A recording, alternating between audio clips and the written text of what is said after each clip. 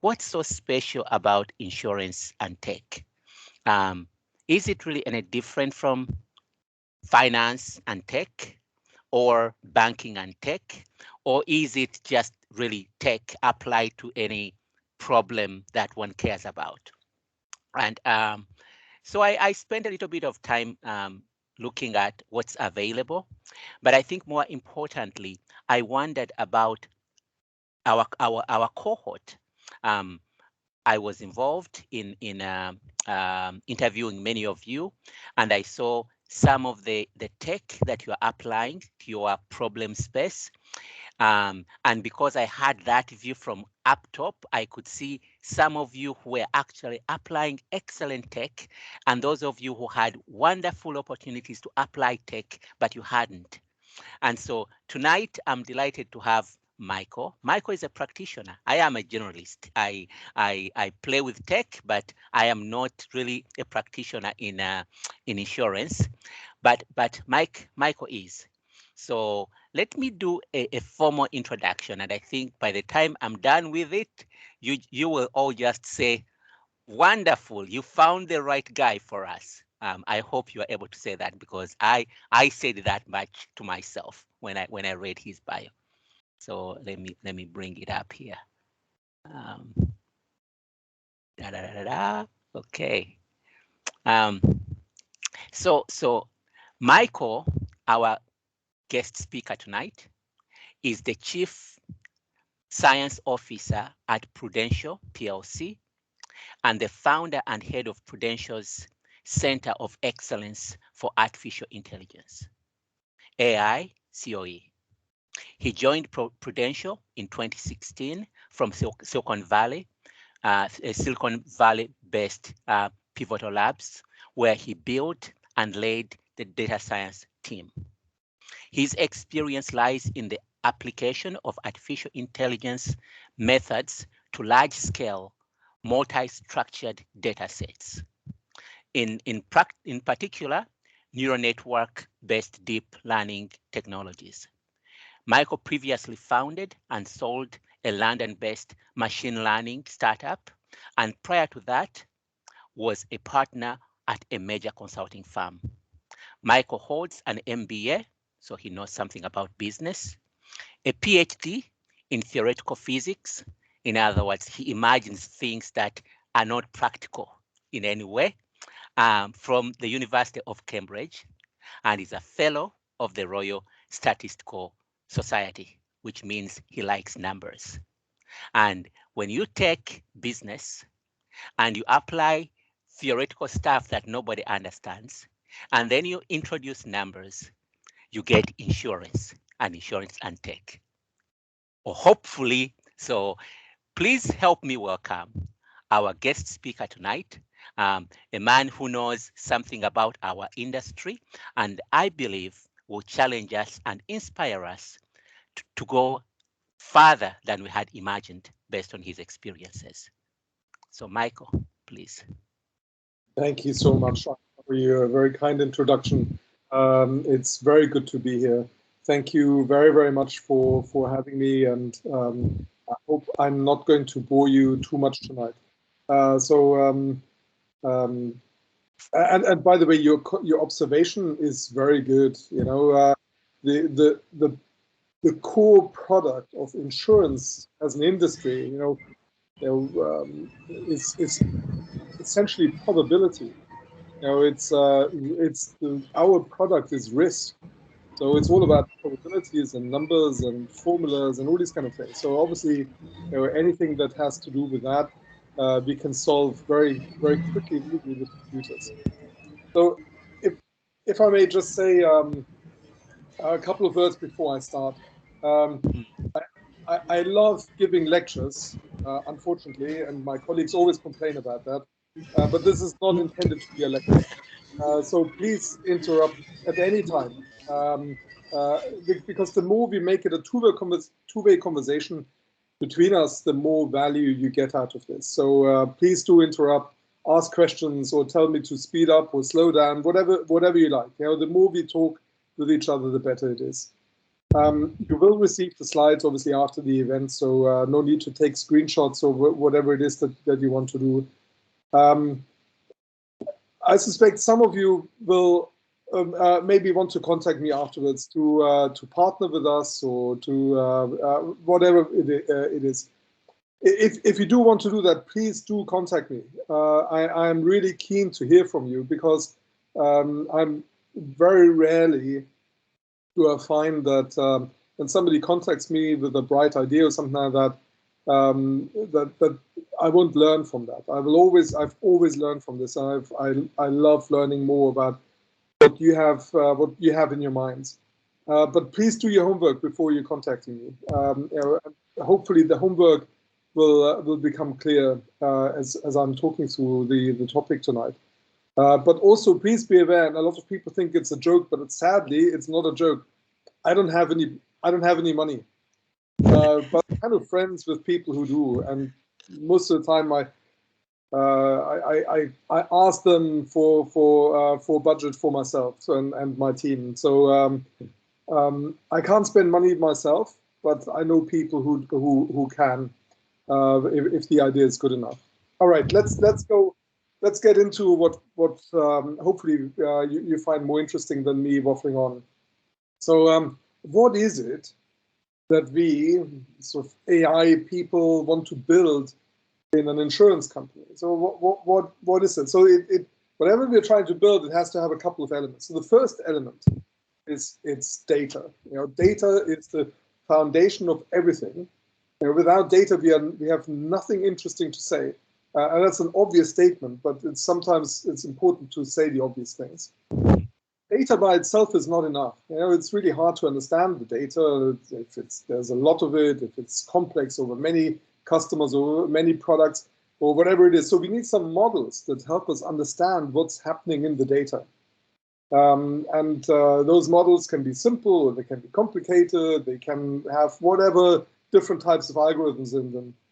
But actually that by itself also isn't enough. Because if all you have is models that sit on top of data, you need to have a lot of clever people that try and build the models that help you understand the data. So what you really want is you want to have some kind of user interface into the model that sits on top of the data.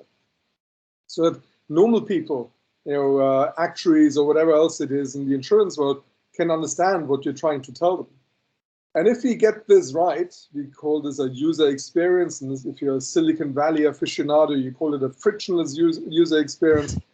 But who are the users? The users are our customers, our agents, our partners, people like banks, or the social network of our customers, agents, and partners.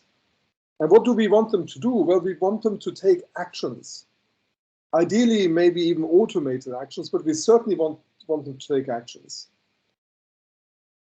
But that by itself, even though we have some maybe clever model that sits on top of data and all that, that's not yet AI. It becomes AI in that next important step. It's when we feed back what happens into our data. So we continuously compare what did we think was going to happen? What was this customer going to take this action, yes or no? And then check what actually happened. And that differential we put back into the data. So next time around, we're going through this loop, we're hopefully cleverer. And we're better in anticipating what the customer, the agent, and so on actually want to do. So that's then really AI. That's when we learn from the real actions that happen in the real world. And I will come back to this picture a couple of times over the next few minutes. Okay, so this is as a little preamble as to what it is that we are actually trying to build. More interestingly is, what is it applied to? Well, one place where this kind of model, that picture that you've just seen is applied to is running our existing insurance business. Hopefully run it better. And the other thing is building a brand new digital business. So those two are very, very different. The one has traditional products that we sell through traditional channels, for instance, our agents. And the other one has digital products, which by their definition are very different, and we sell them through digital channels, maybe even Facebook or whatever it is. In the traditional world, there is this mantra that insurance is sold, not bought.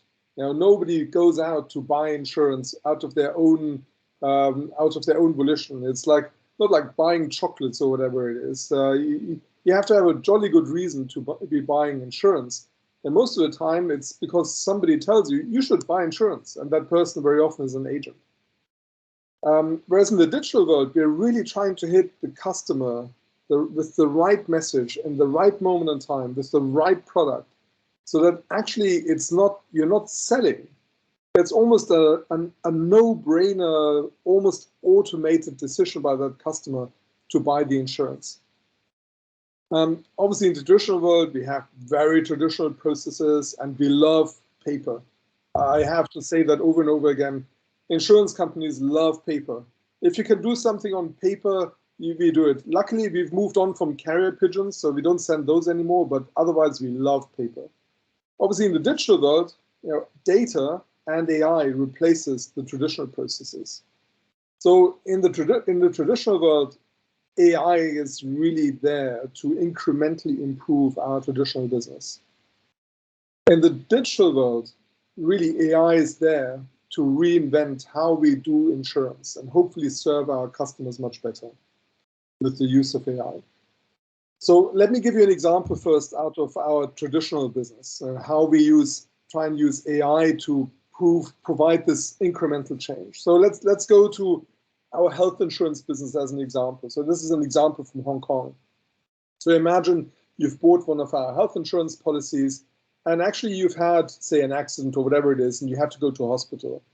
Now, in this case, you have to make the payment upfront, I'm afraid, but you're claiming with us to be paid for the money that you've just spent in the hospital.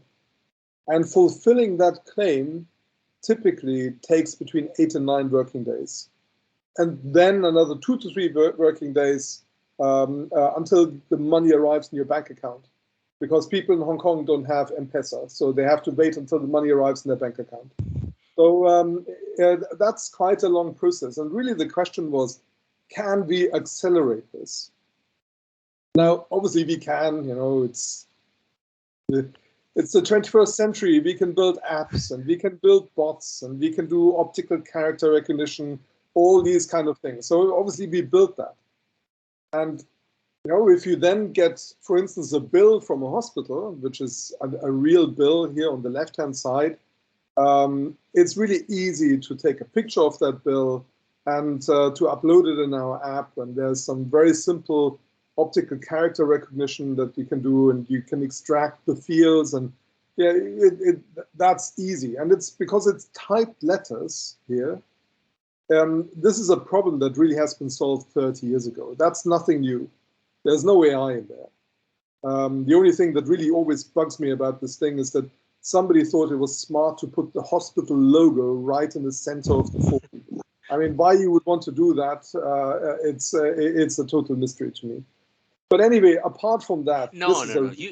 You don't like it because it makes your work harder. But hey, the exactly. human eye likes that, huh? Yes, I think you're right, Ivan. I think you're right, and you've got me totally. I'm a lazy person. I want an easy life, and therefore I don't like that logo. So, but you're absolutely right. It's pleasing to the eye. Yeah. So, but this is a solved problem. But for an insurance claim in Hong Kong, there is a second form. This is the bill, but the second form comes from the doctor, and the doctor tells us that actually this procedure was in fact required. And that form looks like this. This is a simple sample form, and you can see, for instance, on the top left-hand side, you can see a policy number scribbled in by the doctor. And then the doctor made some other strange scribbles on that form. I don't know what that is. It's certainly not English. It's all over the place. Look at this form. These strange scribbles and numbers are all over the form. So how can we read in things like that? How can we read in handwriting? For that, it helps to think about, what does a computer actually do with images? Well, obviously images for us are just numbers because they're just grayscales. And if we have numbers, that's good because computers are really good with numbers. And we can throw something like a neural network at this. In this case, a convolutional neural network, a couple of layers deep, nothing too complicated. And when we then input a Chinese character in handwriting, then hopefully at the other end, on the right-hand side, the correct Chinese character comes out once we've trained the model. And actually, believe it or not, it works. It's not too bad. So we can take Chinese handwriting and we can translate it into Chinese text, which is exactly what we want. And it's not too inaccurate. It's not too bad. And in fact, when you look at it, on Chinese, it has about 85% accuracy. On English, our model has about 89% accuracy. And on digits and policy numbers and things like that, it has about 98% accuracy. And that's really important for us because, for instance, things like policy numbers tend to be digits. So at least we have some ground truth here. So we're reasonably happy with the output of that.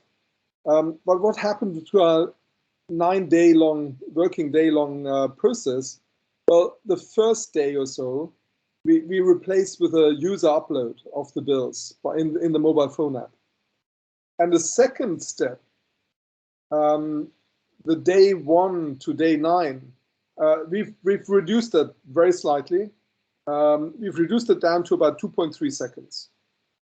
So that means that instead of waiting for 9 days to receive the message that you claim has been approved, hopefully, we can do that in near real time.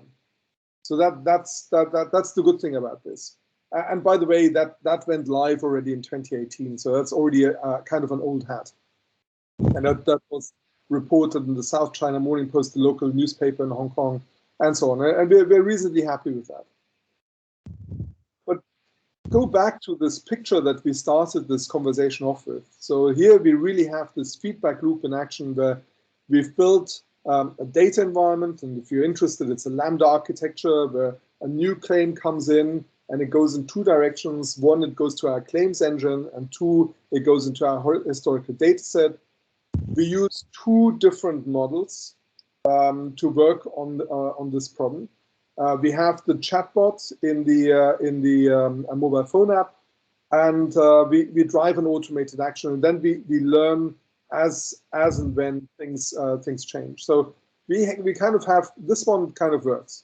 So let's look at a different example. And let's look at an example out of building a digital business, and therefore really trying to reinvent how we do insurance using AI. And but let me start with a slightly different point of view, because we've just gone through a very difficult and interesting time. This is not the COVID has been a strange time for us. But Kierkegaard, a famous philosopher, said something really interesting. He said, "You can only understand life when you look back. But unfortunately, you need to live it in the other direction. You can only live it looking forward, but you only understand what happened when you look back and say, oh, this is where I messed up."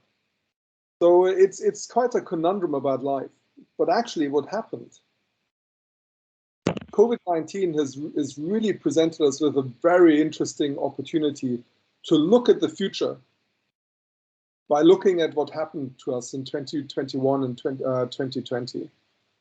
Because really, it really gave us an opportunity to experience what the short-term future will be like. Not everything that happened in 2021 and 2020 will stay on as is, but at least we're taking some lessons. And some of our key lessons, there's not all the lessons, but 3 of our key lessons are, first, that we really, to get close to our customers, we really need an app. Because agents, our traditional way of getting close to customers, we're no longer able to meet our customers face to face. So how can we build trust between us and our customers? How can we engage with them? We need to have an app. So that was really, really important. A slightly bizarre second learning was you can read a lot out of the human face. And I'm not just some strange mystic or something like that who wants to read your palm and your face or something like that. It actually makes sense, and I will show you in a moment why it makes sense. The human face tells us a lot. And if we combine the app with the human face, we can get to something. And then the other thing we've learned is that in the past, in this sort of the previous part of this our conversation just now, in the traditional insurance world, we love silos. We love organizational silos. We love data silos. We love to live our own little world in our own little patch. And things like pricing and underwriting and claims were three totally separate operations. Pricing was run by the product people and by the actuaries. They had their own databases, they had their own models, and they didn't talk to anybody else. And then you had the underwriters, all the clever people, a lot of them with medical backgrounds, devising endless underwriting forms, but never really talking to the pricing people and not really being interested in what's happening on the claims. And then, of course, you have the claims people who sit somewhere deep in the operations of our business, who have claims forms coming in paper, of course, and trying to figure out, should I accept, should I decline? But really, if you think about it, they're all just relating to one thing. They're relating to our customer and our customer's behavior. So actually, pricing and underwriting and claims are all three the same thing. They're just different aspects of the same thing. It's like having a coin. You have whatever it is, or you have a dollar bill in your hand. Yes, there are two sides, but they're just two sides of the same dollar note. So if you really want a dollar, you need those both sides together. Otherwise, nobody's going to accept it. And the same is true here. To run a business well, we need to connect our data silos together. And that's what we've been trying to do in the last year. So let's go into the first bit here. So we've launched this. Sorry, yes, yes. I am. This is wonderful. I'm actually wondering if anyone has a good. Sorry, I was wondering if someone had a question before we move on, because this is fascinating. But if you have a question, don't hesitate. So I'm going to ask you a question. So this is wonderful for an organization like yours that's rich in data. You've been around for many years. I presume you have all kinds of data. So when you talk about all these databases and the things that you can do with it and the insights you can draw, it makes sense. But here I am. I'm just starting out. I don't have any data. I've just written my app. How long will it take me to actually get to a point where I have that loop and I have enough data in that system to actually make sense out of it? What am I supposed to do? Pack my bag and go home? Oh, in the contrary, that's a very, very good question. Of course not pack your bag and go home. Come and join the party because it's really important. So it's very interesting what you've just said, Ivan. You said, we're a 173-year-old company, very, very old. And I think some of my colleagues were there when the company was founded. At least they behave like that. What the most common comment is that my colleagues tell me about data. They say, we don't have enough data. I hear that. I mean, pretty much every day somebody says to me, we don't have enough data. So that's kind of interesting. So everybody will always tell you they don't have enough data. And they will also tell you, our data is really outdated. Yeah. And by the way, our data is dirty. You have to clean it first. And it's inconsistent. You get two things from the same database and they disagree with each other. And you know, what else? It's incomplete. You know, there's records missing and whatever else there is. And by the way, the only time ever in my 264 weeks in Prudential, so roughly 5 years, um, that I found that it was true the data was missing was at one time when I worked with our UK business 4 years ago, and we had a what we would now call a data center, but at the time really it was just a big set of filing cabinets in a big office in central London in a place called Holborn, and that during the Second World War, a bomb landed on that building and wiped out some of our records. And we still, 4 years ago, we still had some people who were alive and who had life insurance policies where we couldn't find the record because a bomb landed in it during the Second World War. That is the only time when somebody has told me we are missing some data when I could actually say, yes, you're right. We're missing that data. That's gone. You know, that will not come back. But all the other times, quite frankly, they're wrong. And to your question, you know, what if I'm just starting up? Actually, to be honest, you're in as good or as bad a position as we are.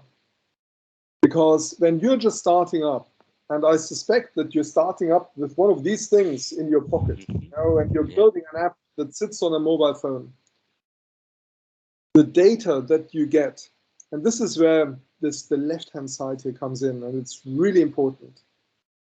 The data you get from the actual behavior of your customers, what they do, not just on the app, not just where they scroll to and where they don't scroll to, and where the pages that they visit, but also the steps they take, where they go, how they move. Those are things that you can determine from the behavioral data that you can extract from the phone. That is tremendously powerful. And it all comes down to that chart that I started off with, where we start with the data, yes, but then we build a model. And then we have a user interface. And the user interface tries to drive an action. And then we learn from the outcome of that action. And even if you just have one customer and you observe what that one customer does, and you try and learn from it, you will make it better for that one customer. And chances are, for the second customer, you're already in a better position. And that allows you to make it better, easier for a third customer to come on, because you already have a much better model. And the only question is not, how much data do you have? The only important question, the only question of interest is, how fast can you learn? And it doesn't matter whether you have, whatever it is, 30 million customers like we do, or whatever the number is these days. The only question that matters is, how fast can you learn? And if you can learn faster than we can, you're going to beat us. Not tomorrow, not the day after tomorrow, but soon enough. If you learn faster than we do, you're going to beat us. You're going to beat all the incumbents in any industry because you understand the customer better. And that's what it all comes down to. That's what this arms race is all about. We don't understand our customers because there are so many of them, and we treat them with statistical averages, and we build probability distributions, and we say, well, Ivan is he's clearly a young man in his late 20s, and as I can see, he's clearly physically very active, and he's fit. See, they are wrong. They are wrong. So that's why I don't buy insurance. They don't know me. Anyway. Exactly. So, you know, what we actually say is we say, well, you know, the average customer is this old and does this and that and that, and this is the claims that come in and all these kind of things. But actually what we really need to understand is we need to understand our customer. And the moment you understand your customer based on that simple model of having data, building a model, building a user interface, and then learning from the differential between what you thought was going to happen, what's actually going to happen, that's when you start winning. And there's a famous thing, where you say, okay, so you have customers. What do customers give you? Well, hopefully they give you money, but they give you something much more valuable. They give you data. You get data, and the data helps you to build a model. And the model helps you to understand how you need to change this customer experience, where if you remember, customer experience is data plus model plus UI, and make it better. That will enable you to acquire more customers. More customers means more data. More data means better model. Better model means better product experience. Better product experience means more customers, which means more data, which means better model, which means better experience, which means more customers, more data, better model, better experience, more customers. And that's really this positive feedback loop that we're trying to build here. This flywheel effect of building customer intimacy using data and using models. And as I said, it's not about how much data you have. It's all about how fast you can learn. A very long answer to your very simple question, Ivan. But it's the right answer. Eh? I took one point out of there. If you are not learning from your data, small or big, you may as well pack your bag, because somebody's going to learn faster than you, and you won't be in business or eventually. Yes, absolutely. Yeah. I totally agree. All right. So I'll just move on. So this page is actually kind of boring. It shows all the clever things that our app can do, but it is actually kind of impressive because we put a lot of effort into this, and we've signed a whole bunch of partnerships with companies that we feel understand the needs of our customers well. So we have things like a symptom checker and a health check, and we have alerts for dengue, not yet for malaria, but maybe it'll come. And we do some things that are more fun, some things that are more sort of more medically related, and so on. So that's our app in a nutshell. So let's go. There was a question on Yes. on the chat. Can you please ask it? You wanna voice? I didn't see. Anyone wants to ask in person? You wanna voice the question? I was trying to look for it, couldn't find it. Okay. Hi, Ivan. Yeah. Okay. So the question is, who are your typical customers? For most of the top customers have feature phones, and some don't even have phones. How do you create products that can scale and really resonate with them while leveraging tech, for example, AI or machine learning, things like that? So for this and for Asia and for what we've built here, I'm afraid this is not going to work on feature phones. So this app is really designed for smartphones, and it's designed for smartphones not because we're just a bunch of snooty people and we like pretty pictures on a pane of glass that sits in your hand, but it's because of the richness of the associated data that we get along the way. But that doesn't mean that you only stand a chance if you have a smartphone. So I'm right now I'm in I could try and see whether I have a slide. I think I may have a slide. So maybe if you give me a little bit of time afterwards, I can try and dig out the slide to that. But let me describe it. Let me just describe it. So this is applying the same principle, but not in a smartphone environment. So right now I'm in Bangkok, I'm in Thailand. And we have a partner here that we're working with, we have a couple of them, but one of them is a very large a mobile phone company with roughly 40 million subscribers, 42 million subscribers.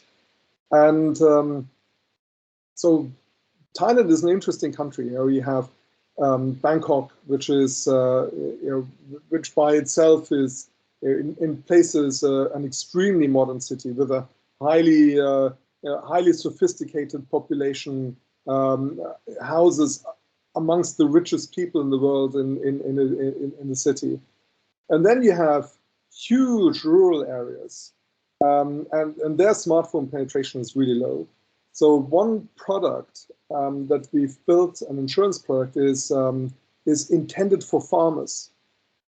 And believe it or not, there is a problem with snake bites. So snake bites are not uncommon. And they're not just painful, and they tend, obviously they kill some people, but the majority of people who suffer from a snake bite, they make it to the nearest hospital, they get the antivenom, and they feel terrible for a period of time. And for that period of time, they can't work. And not being able to work is not particularly good for anyone, but it's a disaster if you're a farmer and you're looking after your family and say it's harvest season. So that's a terrible thing. So we've tried to, in this case, we've worked with our mobile phone partner to send out text messages. So, and in fact, we're trying to figure out who is a farmer. That we don't just send text messages inappropriately to people who are actually multimillionaires in Bangkok. We're trying to figure out who is actually a farmer, and we're using their GPS streams to understand that. And then we're sending them targeted, and by the way, we've done some checks on those GPS streams, and yes, those are invariably farmers, the people that we identify as farmers. And there's a little bit of cleverness and maths and models sitting and trying to figure out who is a farmer. But then we're trying to figure out, okay, what kind of crops do they grow? And when is the time that they're most interested in receiving an offer from us? That's when we give them the offer for this particular niche insurance, which by itself is tremendously cheap. So it's depending on which package you choose. It's between 2 and 5 Thai baht per day.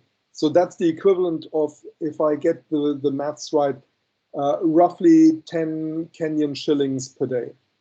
So it's hopefully a reasonably affordable offer that we want to bring to our farming customers in Thailand.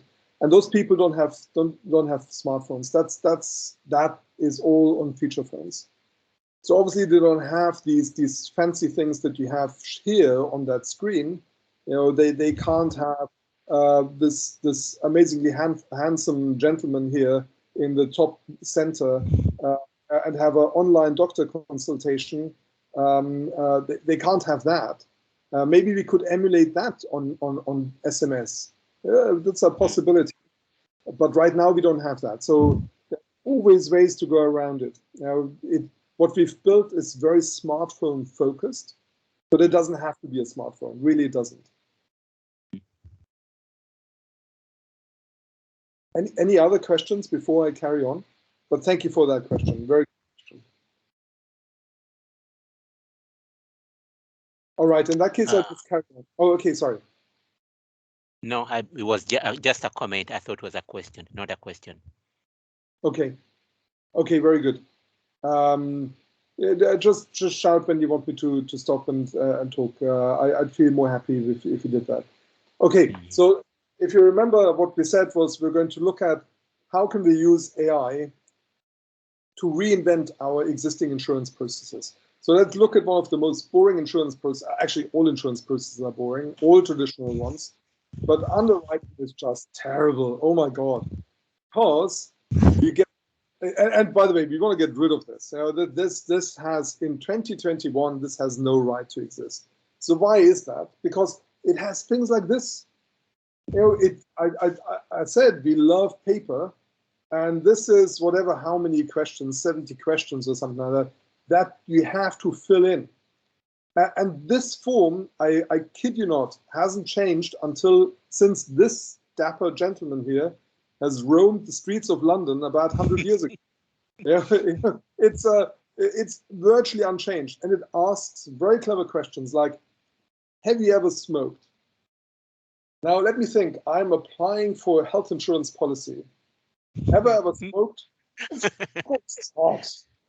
So, No. in some countries, so for instance, in the Philippines, 92% of our customers say they've never smoked.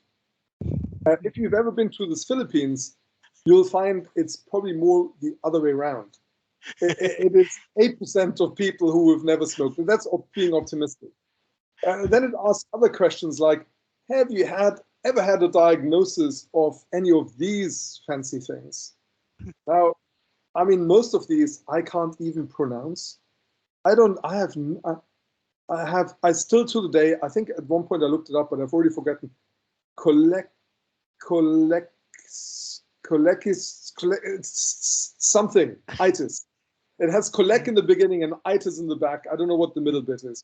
And I know for sure that our customers know exactly whether they've had it or not. Maybe not.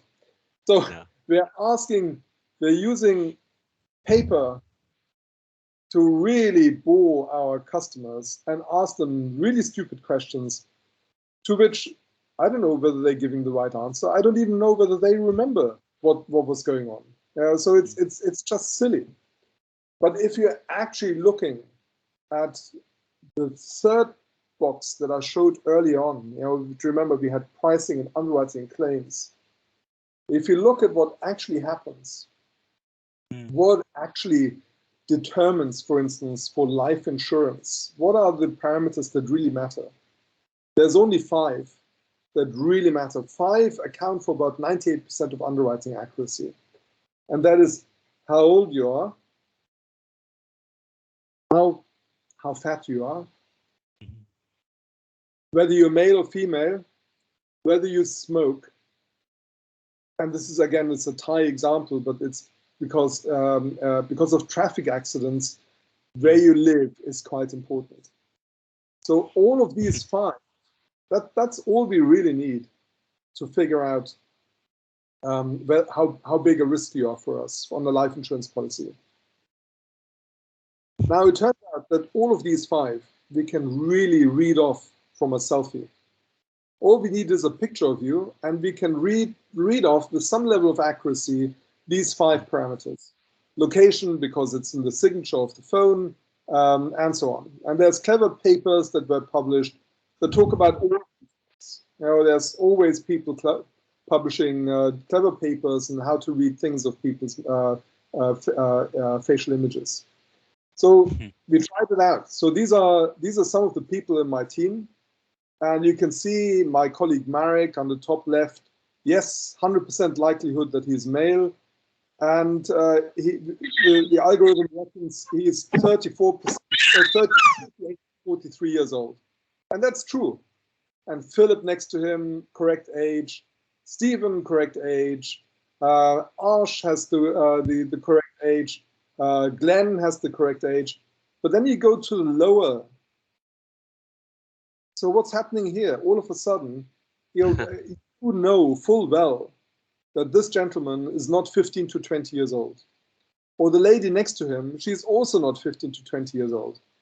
Okay, that's me in the bottom in the center. I'm afraid I have to admit that the age is sadly correct. I'm a little bit perplexed why it says only 89% chance that I'm. What's happening there? Maybe it's trying to tell me something that I don't know yet about. But the next to me, also again, 15 to 20 years old. And maybe, yes, she does look young, but she is not 15 to 20 years old. We can all see that. Every normal human can see that. So what is happening here? So what's happening here is that the out-of-the-box algorithms that we've used are clearly biased towards Europeans. That's not surprising because they were built in Silicon Valley. They were built by people who look like Marek on the top left-hand side. That was their target audience. And for those, a lot of people look like that who work in those labs. But the total proportion of Asian people in the US is only 6%. So clearly, it's missing a fair representation of that demographic in the training data. So what did we do? Well, we went, in this case, to our Thai colleagues, and we took lots of pictures of them, and we put them on, and you can see on the left-hand side, that's my colleague Tien taking a picture of one of our Thai colleagues, and you can see Kundia smiling. We've organized a bike ride. We have Prudential is sponsoring bike rides traditionally, and we've organized a bike ride in Bangkok, or on the outskirts of Bangkok 2 or 3 years ago, and with about 5,000 participants, and more than half of them actually volunteered to give their selfie and step on scales and have us measure their height. And there you can see our Thai employees, my colleagues, queuing up to have their picture taken by Tien.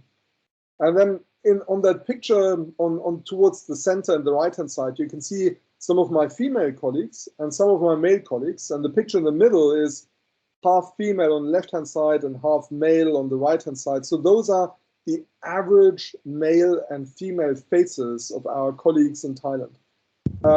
When we put them all on top of each other, they look like this. And you can see they're normal people, but somehow when you put them on top of each other, it looks beautiful. I still haven't understood quite well why that is. And this is then, for instance, for my Thai colleagues, the BMI and the height and the weight distributions. You can see that the men are a little bit fatter than the women, and so on. So it's all that. And this is, by the way, we've not just done that in Thailand, but also in Indonesia. These are the average faces that we've measured in Thailand on top, male and female, Indonesia at the bottom, male and female. So now we have about 9,000 Asian faces in our database, 9,000 unique and labeled people in our database that we didn't have before. That's really a competitive differentiator for us. Because if you come up with your own clever model, you're not going to be as good as we are. So not surprisingly, we've launched that as a new product. This is the Thai version of the product, where we're asking you to take a selfie, and we're giving you an insurance quote based on your selfie. And by the way, if you lose weight, or if your BMI gets healthier, we give you a reward. That's how we're trying to replace this fancy form with something that sits on a mobile phone. So let's look at how we're doing in terms of the feedback loop. We have data. I just mentioned we've built our own data set. We've built this data set from the ground up. It was a lot of hard work, but we got it, and this is a really differentiating value for us. But you can do that yourself. You don't need to be Prudential to do that. We've built some clever model, and it's obviously some neural network again. We've built an app, and people upload their faces, and we already asked them. We give them data back. We say, this is what we think you are. We think you're a 34-year-old woman with a normal BMI. Is this correct? Yes or no? And that then went into the feedback loop. And our algorithm got better and better and better with every picture that we took. Right. So that's how we try to get rid of underwriting, really, because we don't want to do this anymore. Okay, let me move on to something related, but also something completely different. Because a lot of the time I hear people say, but is this really the state of the art in AI that you're doing? Is there something better out there?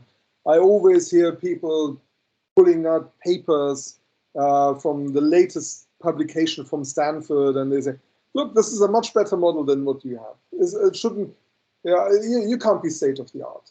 So let's think about what is state of the art in AI. And let's stick with images because that was simple. So typically what happens in AI is, and in many other things, but let's just say, let's call it AI for simplicity.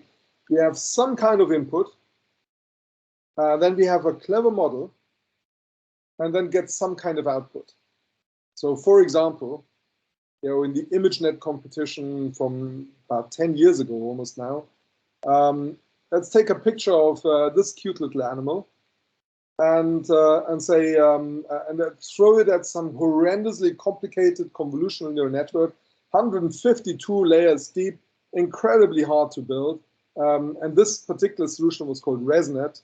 And ResNet was groundbreaking because it produced accuracy in classifying the ImageNet images as they claimed at the time better than humans, which is not exactly true, but it came pretty damn close. So the output of this model is then simply, it's a cat. Well, great. Us humans kind of guessed that all along, but now we have a model that can guess that too. And by the way, this ResNet and its descendants are getting better and better and better. It's continually improving. It's tailing off a little bit, but it's still improving, which is very impressive. Now, I've already shown you an example that looks very similar. Now, I've already shown you our own version of it, much more simple. Definitely not 152. It's just a 6-layer deep convolutional network where we read in the Chinese handwriting and spat out the Chinese characters. Okay, so is that state of the art in AI? Well, before we say yes or no, let's have a look at what does Google do? Google do something much more interesting. So let's again take an input.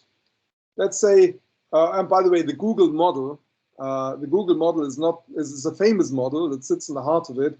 It's called the PageRank model, and it's what made Google. It's what made Google Google, and it made us all Google. And that's already 23 years old now. But that was the clever model that sat there. So what does that model do? Well, if you enter a search query, let's just say the search query is cat, then outcomes, we all know what the outcome looks like. It looks like this. It gives us a whole bunch of links. And the first link, when I did this, the very first hit that it says, it's the Wikipedia article for cat, which I think is a good, if I just Google cat, I think the Wikipedia article for cat is a good hit. I think based on that, PageRank seems to be a really good model. Okay, let's give it a different term. Let's search for a different term. Let's search for a particular kind of cat. Let's search for a jaguar. Okay, and let's. I wonder whether some of you are already guessing what the hits are going to be. And I did that search, by the way, while I was in the UK. I don't know whether that. So obviously, the first hit Yes. is the car. It's a car. Exactly, it's a car, and it's not the 6th hit. It's not the Jaguar Wikipedia article. So that's interesting. So what happened here? Well, Google has done something. They've built a feedback loop.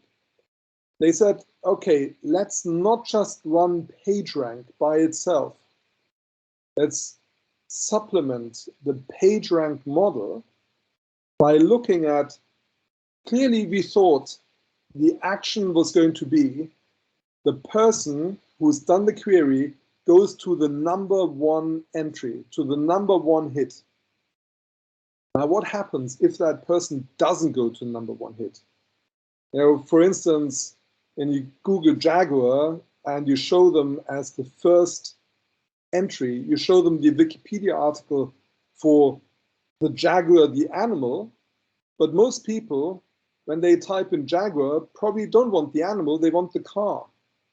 So then the feedback loop figured out, okay, most of the clicks don't happen on the animal, they happen with the car.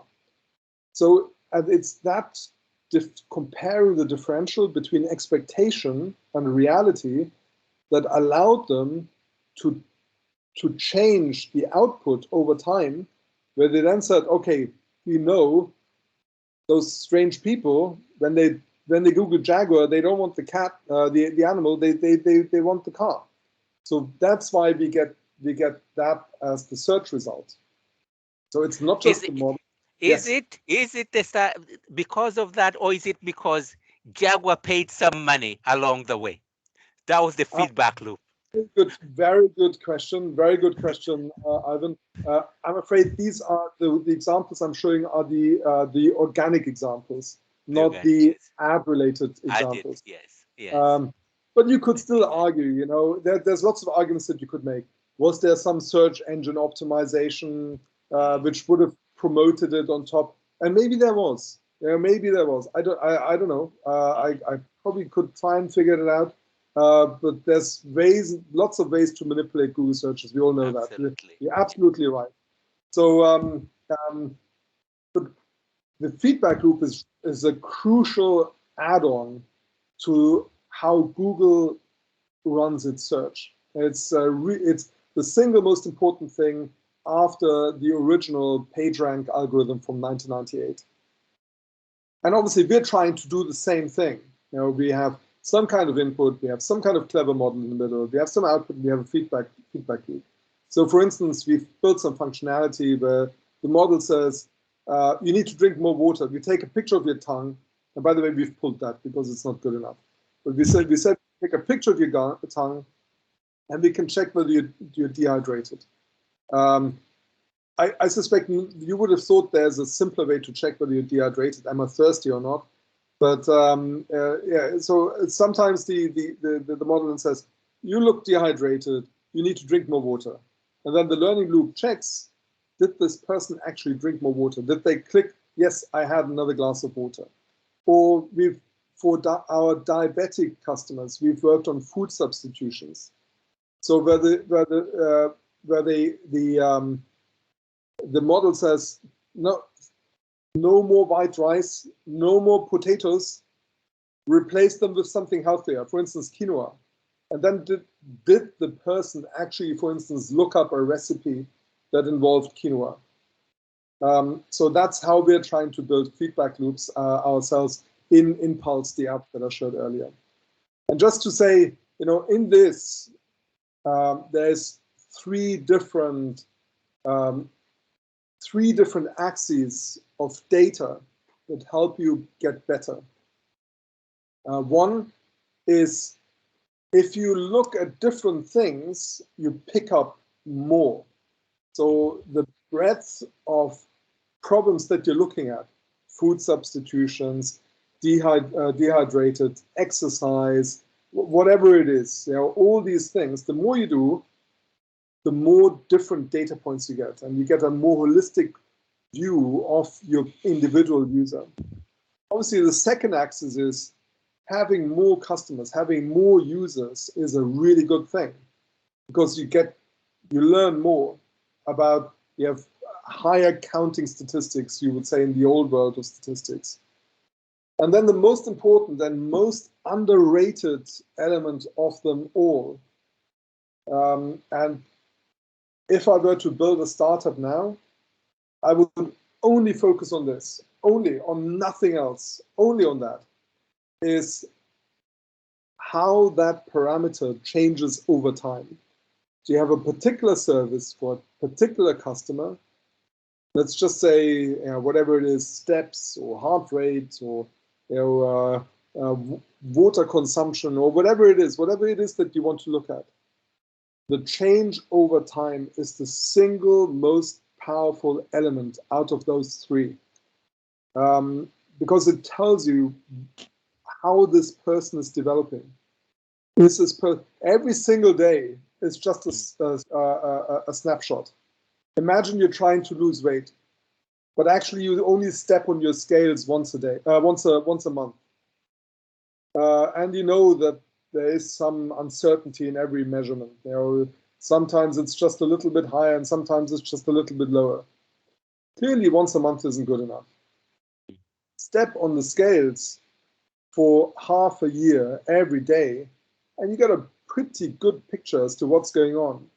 And Ivan, stop overindulging at the weekends. It's not good for you. It's not healthy for you.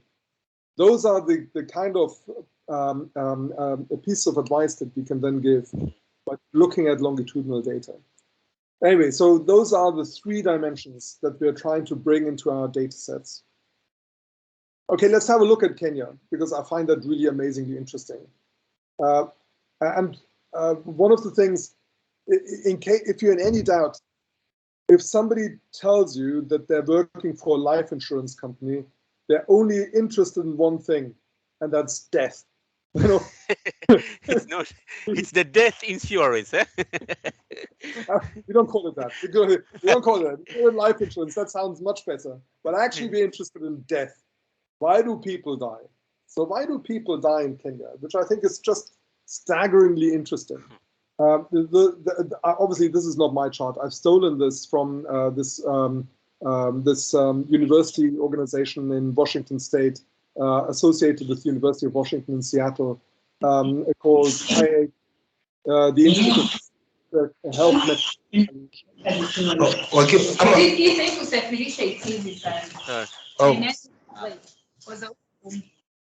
It's mute. Okay, that wasn't a question. Did I miss a question? No, it was Okay. that someone was talking. I was really hopeful a moment ago that somebody would ask a question. It really got me very excited. But anyway, so this is data from IHME. If you're wondering whether you want to start a health-related startup, go there. It has amazing statistics all over the world, including by sub-region in Kenya. So, and what you find here is the situation today compared to 10 years ago. And there's a color coding to the dots. The red dots are all communicable diseases. The blue dots are non-communicable diseases. And you can see the blue dots, a lot of the blue dots are rising, like stroke, heart disease, diabetes, and they're rising because they're associated with getting wealthier. They're all countries that are westernizing, and particularly the West. The West is westernizing even faster than anybody else. You're more sedentary, you eat worse food, all these kind of things, and those diseases creep up. Massive increase in strokes, heart disease, diabetes. So this is why people die, but actually it's of no interest really why people die. Because if you think about it, what are we going to do with this? How are we going to take this into an app? It doesn't work. Maybe we can predict what you're going to die of, but that's definitely wrong. That's going to be incorrect and morally wrong. What's much more interesting is, so these deaths, what kind of behaviors cause these deaths? So this is how we come to this. So I've now homed in from looking at Kenya as a whole.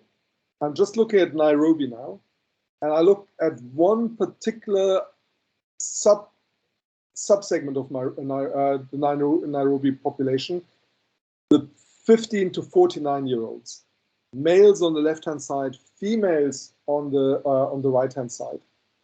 And what you see here is the behavior, and I'm sorry, the print is really small, I apologize. I was lazy and I just copied the figure from the IHME website, so I do apologize for my laziness. But what you see here is the behaviors that lead to death. And it's so, if you look at, for instance, if you look at the male side and you look at alcohol use, tobacco, eating too much bad food, it sounds like a very good weekend out, but it's very unhealthy, and it leads to premature death. So the question, looking at these statistics, the question that we need to ask, remember the feedback loop. What feedback loops do we need to build to change these behaviors? We, as an insurance company, we want to insure you for your health and against death.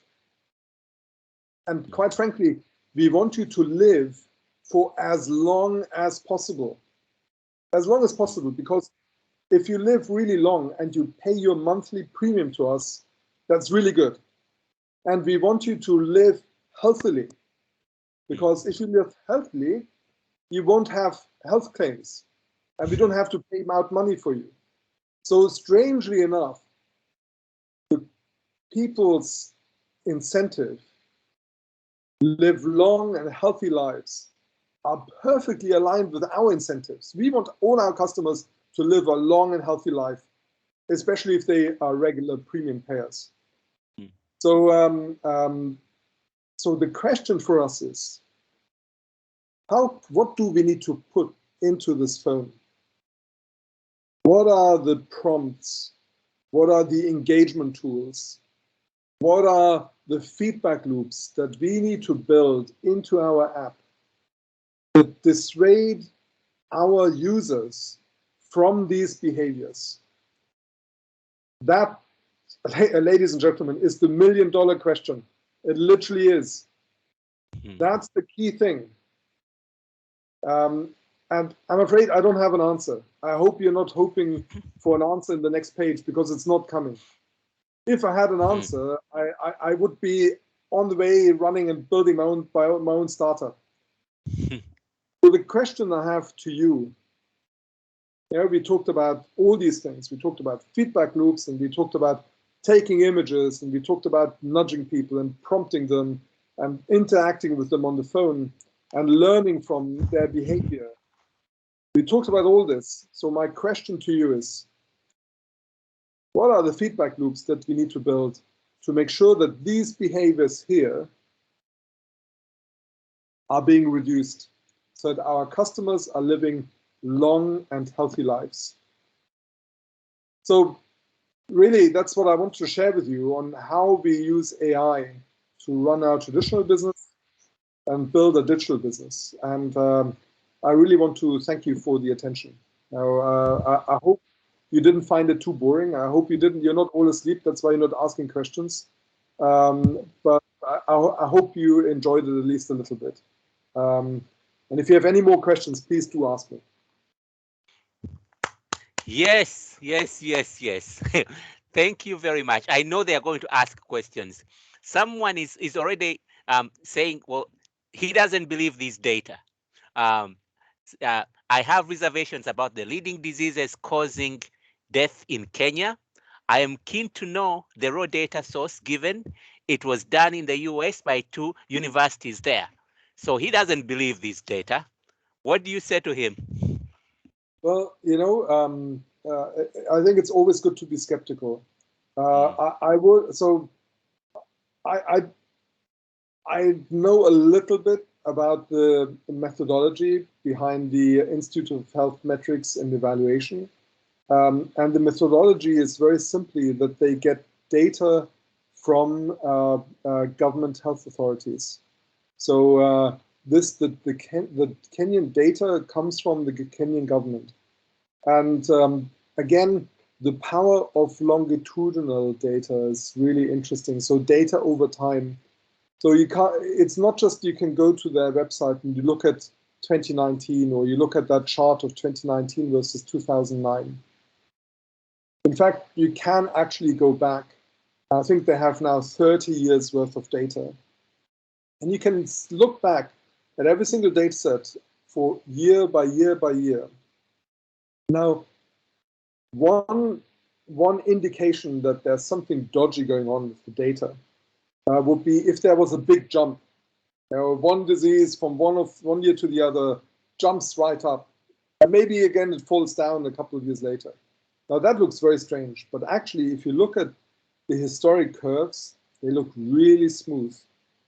So they get there, and that's much more plausible, because very rarely we've had, actually this is not true, as there are exceptions. So I remember there is an exception that I've seen in our data in Indonesia, where a particular type of death rate jumped drastically from one year to the other. And it was an outbreak of a volcano. So there are exceptions, but most of the time you would, over the years, expect relatively smooth changes. But, you know, by all means, you shouldn't trust a single word, I have to say, because quite frankly, who am I? Go and check it out for yourself. Go to their website, look at it.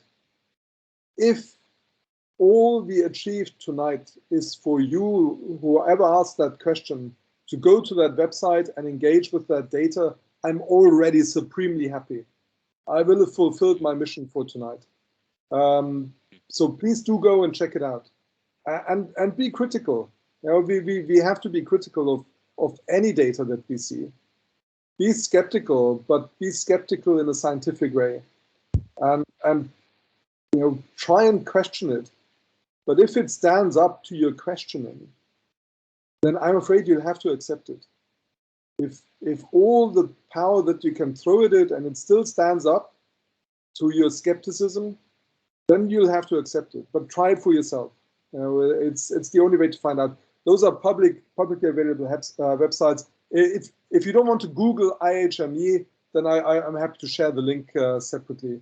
And they, by the way, all their data is published in the Lancet. It's a journal, medical journal. So please do you can and Lancet is an open.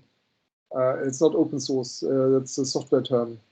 Damn it, I've forgotten what the right term is for journals. Open access. Apologies. It's an open access journal, so you can access all articles free of charge. So check out IHME. I think the study is called the Global Disease Burden Study, so GDB, Global Disease Burden Study. It's a whole series of articles published in the Lancet every odd year. So 2019, 2017, 2015. And I'm already waiting end of next year, in about 12 months from now. Hopefully they will have 2021. And I'm really looking forward to the data for 2021, because obviously it's going to be, we will see some discontinuities there. We will see some jumps simply because of COVID.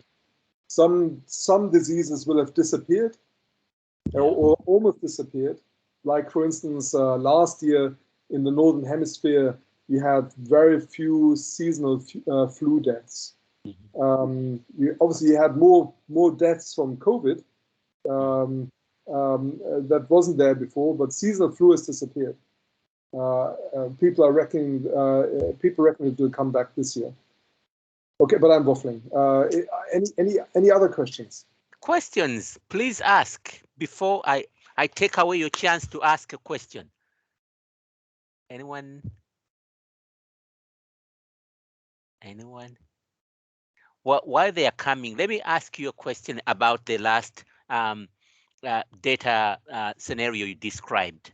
And it's more, maybe it's a rhetorical question.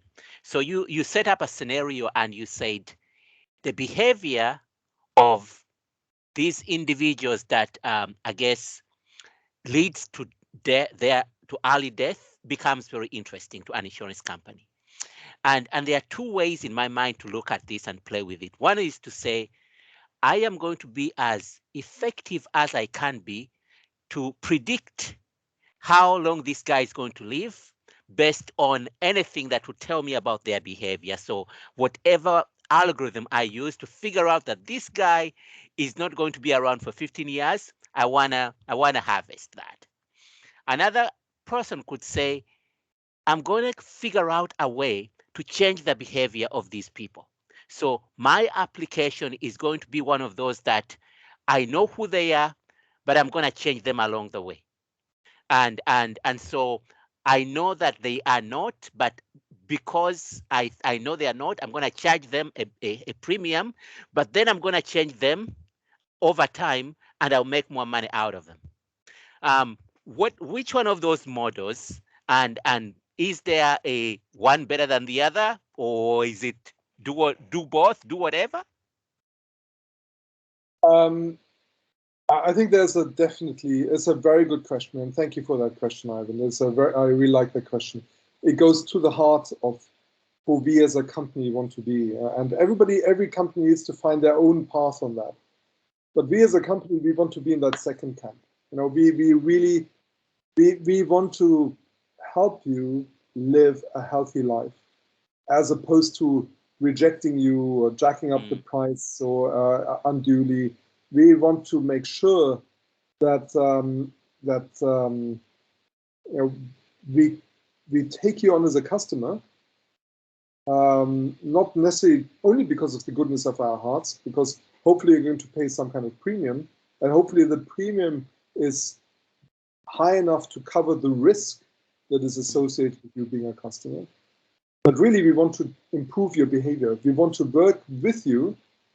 We don't want to impose that on you and say, Ivan, 10,000 steps. It's now Wednesday evening. Have you done your 10,000 steps? Oh, you haven't done them yet? Not good. You want to say, you hey, pay more tomorrow. You pay more. yes. Also, we want to gently encourage you, because otherwise you get fed up with us. And you say, these guys, even my dad doesn't talk to me like that. Who do they think they are? So we need to find the right way to talk to people and to encourage them gently to do the right thing. But some people really want to do the right thing. There's a lot of people who say, in Malaysia, for instance, which is uh, rapidly, the middle class is rapidly rising, and where they now 39% of the population is either overweight or obese, and it is a diabetes epidemic in the waiting. It's going to be it's going to be really terrible, and it's going to have very bad impact on a whole bunch of people, especially the poorer people who cannot afford insulin on a regular basis. For instance, you will see people going blind. You will see an increase in amputations. It's not a happy topic. So for those people, we want to work with them to change their lifestyles. And unfortunately, in Malaysia, it means cutting out on coconut milk, coconut oil, and cutting down on the consumption of white rice, and replacing white rice occasionally with brown rice and other starches. So, but we have a lot of people coming to us and say, I have diabetes in the family. What shall I do? I don't want to have that. What's the best way? And they talk like that to our agents, Yeah. because agents have a personal relationship with our customers, and they want to live a healthy life. So for those people who want, it's much easier. If you don't want to live a healthy life, and if you do say, come on, it's 5 o'clock, I need to have a glass of wine or whatever it is. This is not vodka. This is actually water. So don't, I try. I don't always succeed, but I try and live a healthy life. You know, I want to have my daily glass of wine at 5 o'clock or whatever it is. That's much harder. But for those people who want to work with us to live a healthier and longer life, that's an easier game. But it's very much on behavior change. I think that is going to be the crucial route to success for us and for our customers. Okay, some questions in the chat window. Someone was asking about that really nice, complicated form from, I don't know, 100 years ago. And they said, how do you convince an organization to actually move away from something like that, that they know has worked for them over the years, into something that is, it looks good. It's a picture, and you say it's going to work better. Is it? It's as hard as selling insurance. It seems like. It is surprisingly difficult. It really is, because if something works and you have experience in it, Mhm. and you know that the regulator approves, and you know that your agents know how to ask the right questions, and you know that customers actually know what to expect, Mm. it's very difficult to move away from that. Very, very difficult for people to make up their mind to move away. And, I can't unfortunately claim that we've been successful across the board. We've been successful in launching one small product that does away with that form. Mm. But, that's the tip of the iceberg. The bulk is still the old-fashioned paper form. So how do we actually do it? Well, we try and do it in a couple of ways. We try and do it by showing advantages, and advantages being that actually we get better data in the way that we're doing this. So we get a better estimate of what customers really, the risk that our customers pose, what that really is. Because obviously what I try to convey is that the problem with the form is not just that it's paper. The problem with the form also that a lot of the answers are incorrect. And that's not even assuming that customers are lying to us. Even if customers are trying their very best to be truthful, they will make mistakes. They will misremember things. And then on top of that, you have people who don't necessarily tell the truth. So hopefully, by doing what we're doing, we're getting more accurate data, which ultimately will lead to a better claims ratio, which will, so that's the long-term game I'm trying to play. This is not going to be an overnight revolution. This is going to be something that's going to be a couple of years in the making, where the more and more we launch and the more data we get, and we can demonstrate, look, better claims ratio, lower operational cost, being closer to the customer, having a closer relationship between us and the customer. The other problem, of course, with the form also is that the form is just a snapshot in time. Mm. So you sign up when you're young and healthy for an insurance policy, Mm. and you're kind of assuming that 10, 20, 30 years later, that person is still young and healthy. But sadly, most of us suffer from aging, whether we like it or not. It's a very unpleasant process, and none of us can escape yet, unless Silicon Valley really gets their act together and does something about it. But our parameters change, and having these ways and having this tool that sits in our pockets interact with our customers on a more regular basis will give us a much more up-to-date view. But it doesn't happen overnight, and organizations, and especially insurance companies, tend to be very conservative. If it works, why change it? I change it. Yeah. And that's something we have to break. But very good question. So yeah, another question has to do with that learning loop.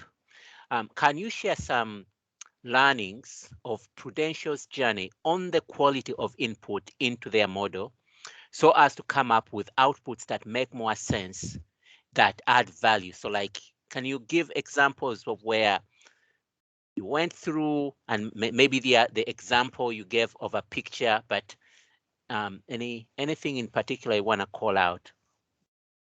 Let me think. It is a good question. I should have an answer in the top of my head.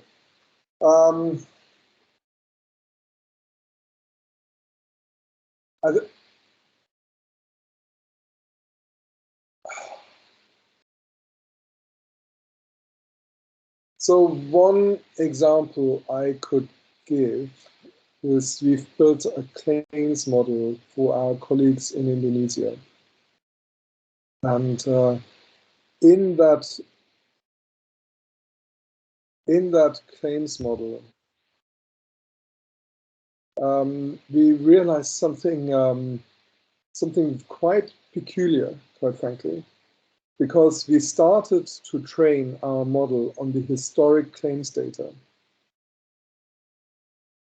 And what happened was So what happens with a claim is you have, you know, there's some, you have to go, for instance, to the hospital in our case, um, and you hand in therefore a claim to us and say, I broke my leg, I had to go to the hospital, they had to uh, put plaster on and fix my leg, and it cost this much, please reimburse me. And we can make a decision. We can say, is this within what the range of, you know, illnesses or whatever it is that our policy covers? Yes or no. So that's one level. And then another level is, do we think this is a fraudulent claim? You know, and that's obviously an important decision to make. You know, you might, you know, if so I came across in that exercise, I came across somebody who had claimed to have a brain infarction, and still happily claimed afterwards. More claims came later. Showed all the claims to a medical friend of mine in London. He said, this one is okay. This one looks a bit funny, but it's kind of okay. Now, okay, up until this stage, this person is definitely dead. But he happily kept on claiming. So clearly that was fraudulent. So we have to make a decision, is a claim fraudulent? And one of the things that we've learned from our claims data, and that we only picked up through the learning loop, is there is a city in Indonesia called Medan. And Medan is an old industrial city.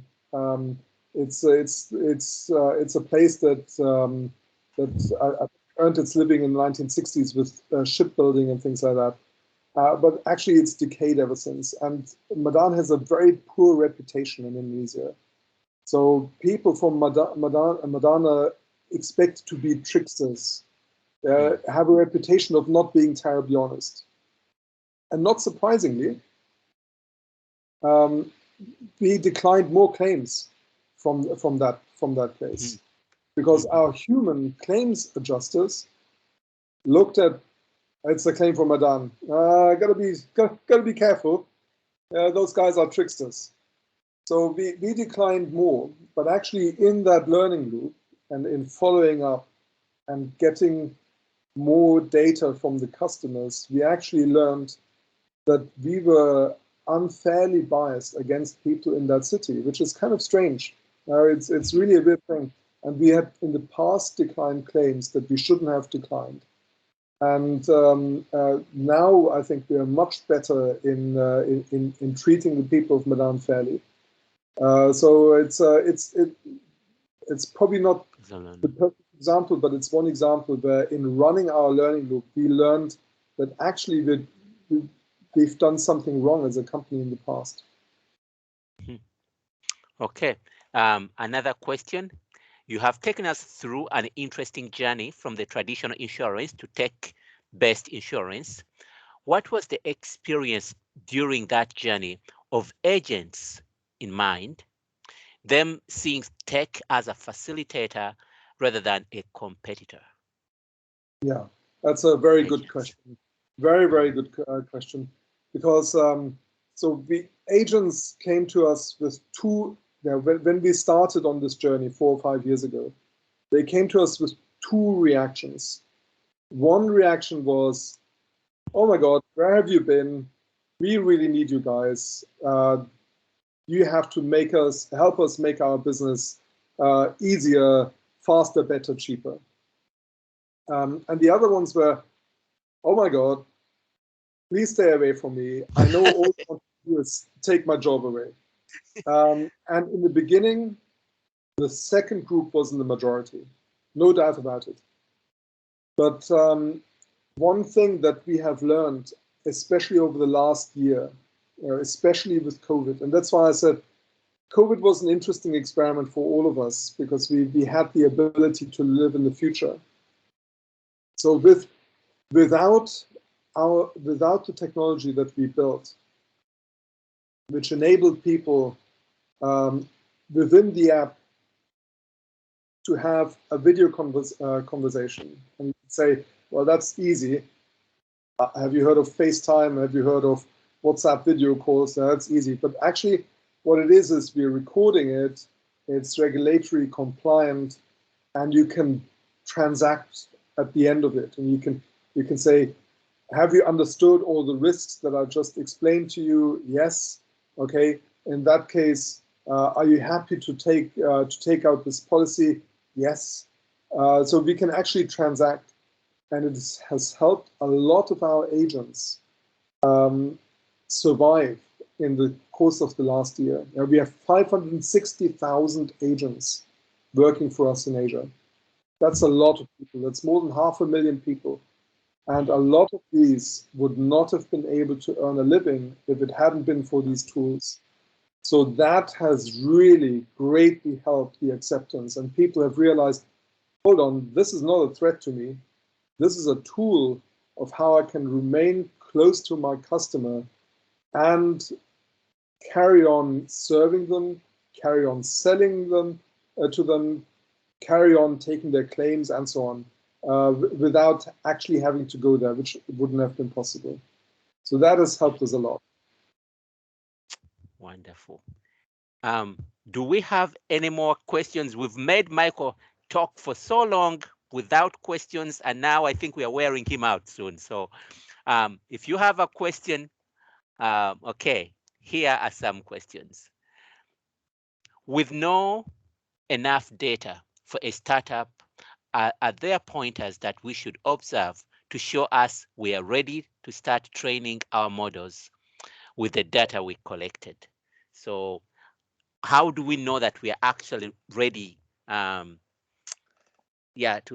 we have enough, even though we have little, to actually start doing this. So there is the famous, there's many famous sayings, and one of them, for instance, every journey starts with the first step, and so it is true for a startup. So don't follow the not enough data mantra. Keep in mind, even my colleagues are telling me every day we don't have enough data, and we have data coming out of our ears. Honestly, it's so the way to start is start with your first customer, with your first user. Look at that person and build a simple model. The model doesn't even have to be clever. In the beginning, it's good enough if it's just an if then else statement, and see what happens. And once you've seen and you've adjusted what you do, you can move from learning manually to learning automatically, and then all these clever algorithms will come to your help. But don't be fearful of not having enough data. Not having enough data is a strange way of saying, I'm trying to look at my customer and understand what my customer does, but I can only see this fog around the customer. So I'm trying to grab something of that customer, and maybe it's the hand, or maybe it's the arm, or maybe it's the head. I grab my way forward through that fog, but as I get hold of something of this customer, I get a better view. I say, okay, this is the arm. Okay, I grab somewhere else. Okay, now this is the upper arm. Okay, I can now feel this. So this probably has to be the head. Okay, I think this is the head, and you have to feel your way forward through that strange fog.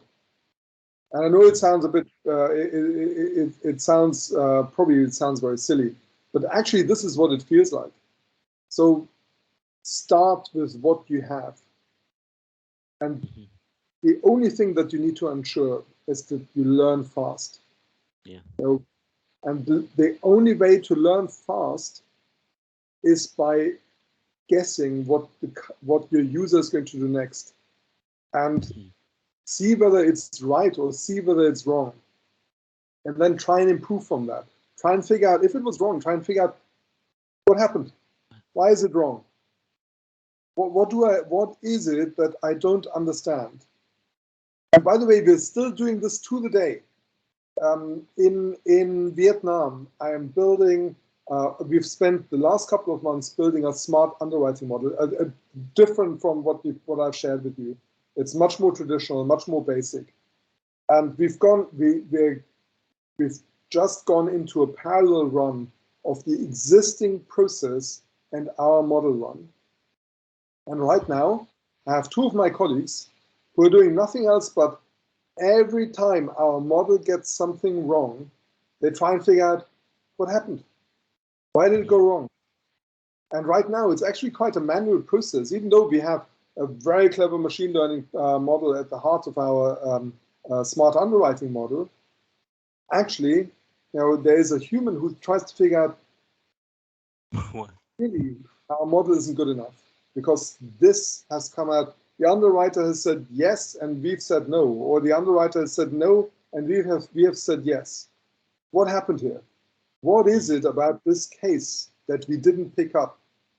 And then you find, it's this. It's this particular field, this particular condition.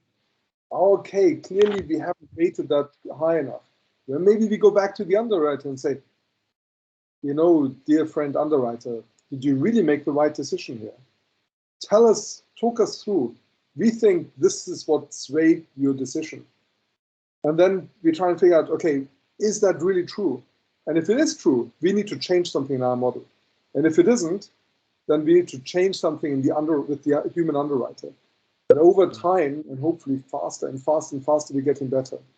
So don't be afraid that you don't have enough users, that you don't have enough data. We're all in the same boat. All of us. No exception. The only question that matters is, are you learning fast enough? Yeah. Wow. I mean, you made a comment that just woke me up. Not that I was asleep, but it turned on another light. It's not even so much that one has a wonderful algorithm, because some of us are looking and saying, hey, you can say all of that stuff. You have a PhD. You can build these models. How can I build a model? I'm just building an app. But the point you're making is you don't actually even need to have a very complicated model when you start. Learn, look at what happened, examine, and then repeat that loop. The discipline of doing that will lead you to a point where you say, how can I automate that? And then gradually that becomes, you turn it into a model. You can't just sit there waiting until you build a neural network, because you may never get started. It's a very good point, Ivan. I had a guy in my team, and I don't get me wrong, I love him to bits. He's left my team about 1.5 years or so ago, and he's gone to do a master's, and he's just finished his master's now. And he was in love with neural networks. I mean, we all in love with neural networks, but he would start. He's a guy called Siddharth, and I really like him a lot. I feel very fatherly towards him. But he started every job by building a neural network. But he said, but it's easy.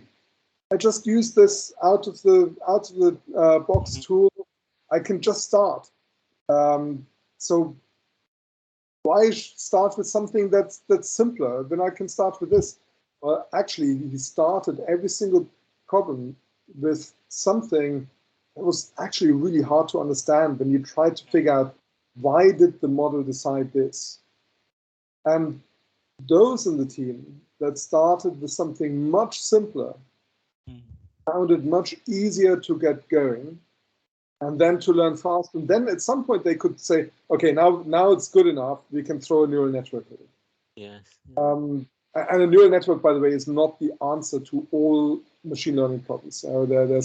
That's a completely different lecture, which I would be very happy to give. But that's probably not for tonight. Yes, I think so. You're making a very good point, Ivan. I think starting with something simple is much better often, because it allows you to understand what's happening, and it forces you to understand, what does your user actually do? What does that person want to do versus what you thought that person wants to do? And to then follow through. And at some point you need to scale it up, because you don't have 1 or 10 or 100, maybe you have 1,000 or 10,000 users. Then you can say, okay, This is getting really tedious now. I need to do something that automates my guesswork. Okay, now I put a neural network in. Okay. Any other question, please? Um, I'm going to ask my last question. I'm sorry. Oh, Hi, someone? everyone. There's a Yes, last yes. question I've asked there about their Pulse app, which is so detailed. Yes. I'm making a conclusion that it's leaning more towards preventive insurance. So as you develop the apps, is it a fair conclusion to make that the future also is about focusing more on the prevention side of things? That is our aim. That's a very good observation. That is indeed our aim. I hope we will be successful in that. But yes, you're absolutely right. That is what we want to do. That is what we want to build. Much more on prevention rather than on paying out money when the bad thing has already happened. Spot on. Okay. So Thank you. thank you. If you had your rather, you can either sit on this side where you have the old model and you have the mountain of data. You can do longitudinal studies. You can do anything because you have the mountain. Or you could be on this side where you do not have that data, but you can actually build your own mountain from scratch. Which side would you sit? Personally, I'm a startup, so I would always go to the second one. Really? In Okay. in the enterprise world, Yeah. it is very tempting to go to the first, to go to the mountain. But yeah, once you go up, you try and go up a mountain, and there isn't a path. You have to look at the mountain. You have to try and figure out, am I going this path? And then you go up, and actually you find, this is a dead end. I need to go back. I need to find a different path up that mountain. Sometimes it's easier to start when you don't have the mountain in front of you and you're building it step by step by step. I think we're gonna stop there. Very good. Thank you so much for all the amazing questions. It was really wonderful, the interaction. Thank you. I'm very, very grateful. Thank you very much. We are all grateful, and hopefully our paths will cross somewhere in the AI world. Thank you. Wonderful. Thank you all. Thank you Yes. so much. Have a good evening. Bye-bye. Yes. Thank you. Thank you. Thank you, guys. Yeah.